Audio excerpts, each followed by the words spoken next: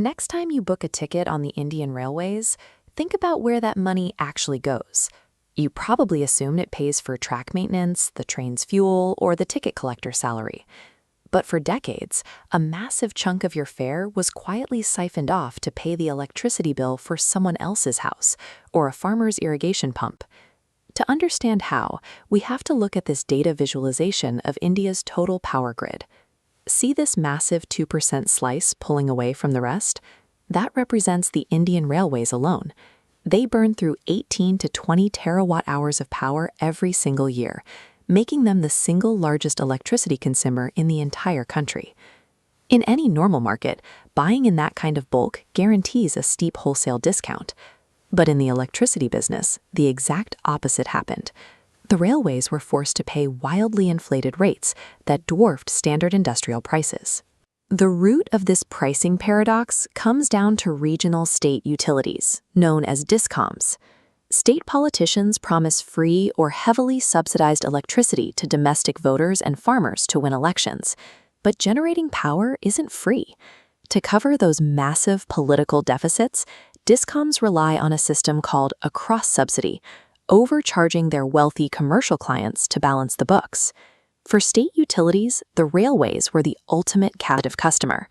Trains have to cross state lines, meaning the railway had absolutely no choice but to pay whatever rate a local utility demanded, sometimes up to 13 rupees per unit.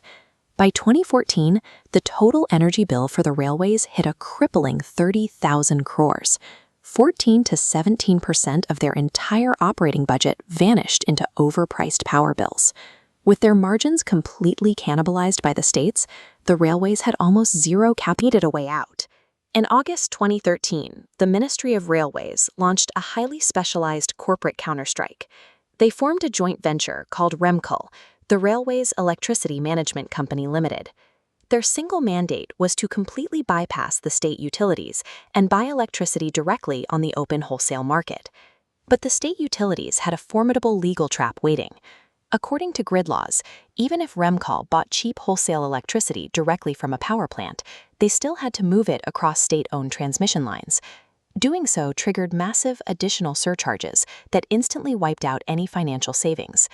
To break the trap, REMCOL weaponized Section 14 of the Electricity Act. Look at this node network. A normal industrial customer, like a factory, draws power from a single static connection point. The railways operate a sprawling 25 kilovolt traction network with thousands of internal substations, making them a peer distributor. In 2015, regulators agreed, granting them distribution licensee status. Since one distributor cannot impose surcharges on another, the heavy financial penalties shattered on impact. REMCL immediately flooded the wholesale market. They built a national energy management center in New Delhi, using round-the-clock algorithms to track high-speed trains as they moved across state lines, buying and routing wholesale power in real time, exactly where the moving locomotives needed it. The financial results were staggering. Under an initiative dubbed Mission 41K, the cost of power plummeted. The Central Railway Zone alone audited over 6,000 crores in savings, with rates frequently cut in half. By legally redefining what they were, the railways broke the regional monopolies that had exploited them for decades, retaining billions of dollars that previously vanished into state deficits. But when you pull billions of dollars out of a localized system, that system fractures. Deprived of their wealthiest customer, the regional state utilities watched their own financial ecosystems start to collapse. The states quickly retaliated, using bureaucratic warfare. To physically draw wholesale power from the grid, the railways require a no-objection certificate from local authorities. States like West Bengal and Kerala simply stopped processing the files, creating an administrative blockade to trap the railways inside their local pricing structures. The states eventually took the fight to the courts, and in February 2024, a major electricity tribunal dropped a 387-page legal bomb on the railways. The tribunal ruled that to hold a distribution license, an entity must sell power to the general public.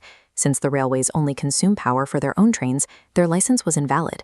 This ruling instantly stripped the railways of their legal immunity. Without that license, the states were legally cleared to reinstate the cross-subsidies, threatening to vaporize 10 years of accumulated savings overnight. The Ministry of Railways immediately filed emergency civil appeals. By late 2024, the Supreme Court of India stepped in, issuing a critical interim order that shielded the railways from the surcharges, but only until a final binding judgment is delivered. The courtroom battle proved a crucial point. Relying on a clever reading of the law was entirely too fragile. To guarantee their energy independence, the railways needed to stop fighting over the existing grid and start building their own. While the lawyers fought over billing structures, the engineering teams accelerated a massive physical overhaul. By 2025, the railways had electrified over 99% of their entire tracking network, aggressively phasing out the highly polluting diesel locomotives. But this creates an environmental paradox. Stringing wires over a track eliminates direct emissions, what climate scientists call Scope 1 pollution, but it simply shifts the exhaust from the train's pipe to a distant coal plant's chimney, keeping the Scope 2 footprint entirely intact. To solve this, REMCL committed to generating 30 gigawatts of their own renewable power by 2030. They started covering thousands of railway station roofs with solar panels and securing massive land tracts for wind farms across multiple states. Yet, running a rail network on renewables introduces a severe engineering flaw: intermittency. Solar panels generate nothing at night, and wind turbines stall in calm weather. A heavy freight train cannot tolerate a sudden mid-track voltage drop just because a cloud passed over a solar farm. This graph illustrates the problem clearly.